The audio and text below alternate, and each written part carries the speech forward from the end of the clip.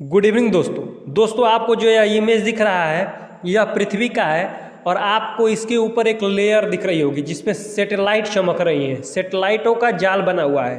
तो दोस्तों आज हम स्टारलिंक प्रोजेक्ट के बारे में पढ़ेंगे क्योंकि स्टारलिंक प्रोजेक्ट को इंडिया में आने की अनुमति मिल चुकी है।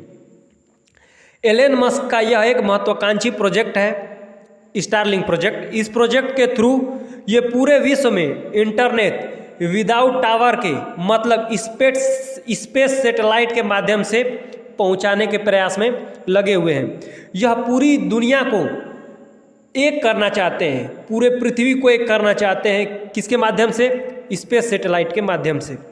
यह प्रोजेक्ट 2021 में इंडिया में आ चुका था, परंतु इसे भारतीय गवर्नमेंट ने मना कर दिया था क्योंकि यह हमारे यहाँ के टर्म्स और कंडीशन को फॉलो नहीं कर रहा था। परंतु अब स्पेस एक्स जो कि एलन मस्क की कंपनी है, इसी ने स्टारलिंक प्रोजेक्ट को लॉन्च करा था। तो अब स्पेस एक्स ने यहाँ के सारे नियम और शर्तों को माना है और उसे भारत में चलने की अनुमति मिल चुकी है। कहने का मतलब अभी कुछ प्रोसीजर है उससे गुजरेगा और वह प्राप्त कर लेगा। दोस्तों अगर यह स्थापित हो गया भारत में तो हमारे नेटवर्क कहीं पर भी हो वह आसानी से पकड़ लेंगे। कहने का मतलब यह है कि चाहे हम जंगल पे हो, पहाड़ में हो, रेगिस्तान में हो, हम सीधे सैटेलाइट के थ्रू सिग्नल को कैच कर लेंगे। आंधी तूफान कुछ भी आए, नो नेटवर्क इशू होगा स्टारलिंक प्रोजेक्ट के तहत। अगर दोस्तों आप इसकी अहमियत समझना चाहते हैं तो आपने देखा होगा यूक्रेन और रसिया का युद्ध, देखा नहीं तो सुना तो जरूर होगा। इस युद्ध में रसिया ने यूक्रेन के सारे टावर को उखाड़ दिया था कि इंटरनेट न चले, परंतु दोस्तों एलन मस्क ने अपने स्पेस एक्स के थ्रू स्टारलिंक प्रोजेक्ट के थ्रू वहाँ पे फ्री इंटरनेट प्रोवाइड करवाया, जिसके कारण यूक्रेन आज भी विश्व से अच्छी तरह से जुड़ा हुआ है। अगर बात करी जाए कि स्टारलिंक प्रोजेक्ट के तहत कितने सैटेलाइट अंतरिक्ष में छोड़े गए हैं तो उनकी संख्या लगभग 3000 है। 3000 का जाल स्पेस में छोड़ा गया है। वह पृथ्वी से लगभग 550 किलोमीटर की ऊंचाई पर छोड़े गए हैं और यह प्रोजेक्ट अभी 40 कंट्री में एक्टिव है, मतलब 40 देशों में यह एक्टिव हो चुका है। अभी यह इंडिया में एक्टिव नहीं हुआ है, एक्टिव होने वाला है। एलन मस्क ने इस प्रोजेक्ट को भारत में एक्टिव होने के लिए, भारत में जो स्टारलिंक प्रोजेक्ट है एलन मस्क का, उसे एक्टिव होने के लिए कुछ प्रोसीजरों से गुजरना होगा।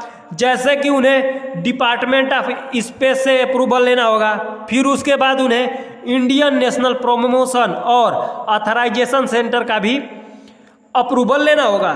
जब ये सारे प्रोसीजर पास हो जाएंगे तब जाके तो इन्हें भारत में लॉन्च करने का सुअवसर प्राप्त होगा। तो आप में से कुछ दोस्त ये भी सोच रहे होंगे कि क्या केवल स्टारलिंक ही सैटेलाइट के थ्रू इंटरनेट देगा, ऐसा करने वाली कोई दूसरी कंपनी नहीं है। तो ऐसा नहीं है दोस्तों। जियो ने सैटेलाइट के थ्रू इंटरनेट देने के लिए Jio satellite communication limited JSCL launch करा है। तो एयरटेल ने भी OneWeb के माध्यम से और अमेजन ने कूपर कूपर प्रोजेक्ट के थ्रू सैटेलाइट इंटरनेट प्रोवाइड कराने के मार्ग पर प्रशस्त हैं, कार्यरत हैं। ठीक है, परंतु ये सारे हैं जियो, एयरटेल, अमेजन, ये बहुत धीरे चल रहे हैं क्योंकि इनकी जो सैटेलाइट नेटवर्क है, जो सैटेलाइट लिंक है, वह बहुत कम है और स्टारलिंक की बहुत ज़्यादा है। एक ही बार में 3000 छोड़ दिया है। अब समझते हैं कि स्टारलिंक प्रोजेक्ट जो 2021 में भारत आया था उसे बंद क्यों कर दिया गया। तो कारण है क्योंकि जो एलन मस्क साहब हैं उन्होंने भारत को बना लिया USA कि जैसे चाहें वो जो लॉन्च कर दे, USA में एक्सेप्ट हो जाता है तो वह इंडिया में भी हो जाएगा। उन्होंने भी भारत में ही ऐसा किया। वह स्टारलिंक प्रोजेक्ट लॉन्च करने से पहले प्री बुकिंग करवा लिए थे, बहुत सारे लोगों ने खरीद लिया था इसको, और वह अभी भारत सरकार के बिना अनुमति के, मतलब उन्होंने लाइसेंस नहीं लिया था यहाँ चलाने का। और क्या करा था, सारे जो स्टारलिंक प्रोजेक्ट का है, स्टारलिंक इंटरनेट है, उन्होंने क्या किया, प्री बुकिंग करवा दिया था। तो भारत सरकार ने बोला देखो बाबू यह यूएसए नहीं है तो तुम्हारी यह प्री बुकिंग नहीं चलेगी, हमारे यहाँ के कुछ नियम और शर्तें हैं या प्रोसीजर है उसको फॉलो करोगे तब जाकर तो तुम्हें भारत में लॉन्च करने का अवसर प्राप्त मिलेगा। मनबे नहीं किए तो भारत ने क्या करा, पैकेजिंग करा के बोला जाओ बाबू तुम यूएसए जाओ।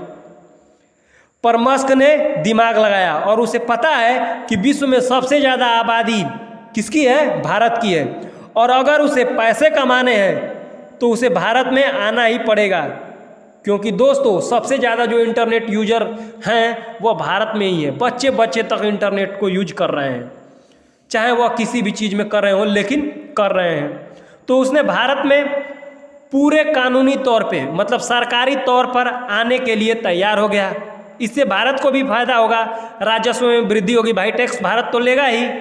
और जियो एयरटेल जैसी कंपनियां जो हमें 1 महीने का रिचार्ज कराने पर 30 दिन का रिचार्ज न देकर 28 या 24 दिन का रिचार्ज देंगी, उनको तो झटका लगेगा भाई साहब।